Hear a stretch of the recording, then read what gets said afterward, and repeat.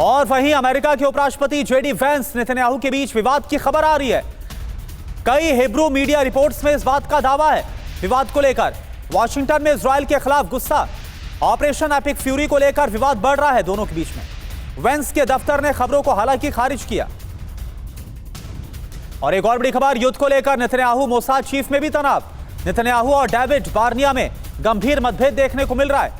खुफिया जानकारी को लेकर एक दूसरे पर आरोप लगाया जा रहा है। इजराइल के अंदर सुरक्षा और नेतृत्व संकट के संकेत हैं। तो नेतन्याहू और मोसाद चीफ आमने सामने आ गए हैं। नेतन्याहू बार्निया में टकराव खुलकर सामने आ गया है। खबर यह है, मोसाद चीफ ने नेतन्याहू की बैठक से दूरी बनाई। जासूसी लीक सिस्टम फेल होने को लेकर गुस्सा है। युद्ध रणनीति पर दोनों में गंभीर मतभेद की खबरें आ रही है। मायने क्या है? अंदरूनी संकट गहराता हुआ नजर आ रहा है। और संजय भारद्वाज सर, एक बात बताइए, आज तक इजराइल ने जो जंगे या फिर जो भी दुश्मन के खिलाफ ऑपरेशन को अंजाम दिया वो मोसाद के बल पर ही दिया, और जब मोसाद चीफ और नेतन्याहू के बीच में मतभेद आ जाएंगे तो इसका फिर क्या आप परिणाम देख रहे हैं? देखिए, निश्चित रूप से कॉन्फ्लिक्ट दो लेवल पे चल रहा है। पहला कि विद इन जो इजराइल है और उसका नेतन्याहू की लीडरशिप के पहले 2 साल 3 साल पहले काफ़ी स्ट्रॉन्ग एक खतरा था, लेकिन चूंकि अब जब से हमास का वॉर हुआ और नेतन्याहू को अपने आप को मजबूत किया, वहाँ पे हमास के टाइम में बिल्कुल मोसाद का फेलियर भी था, तब भी कॉन्फ्लिक्ट आया था कि इंफॉर्मेशन नहीं मिली।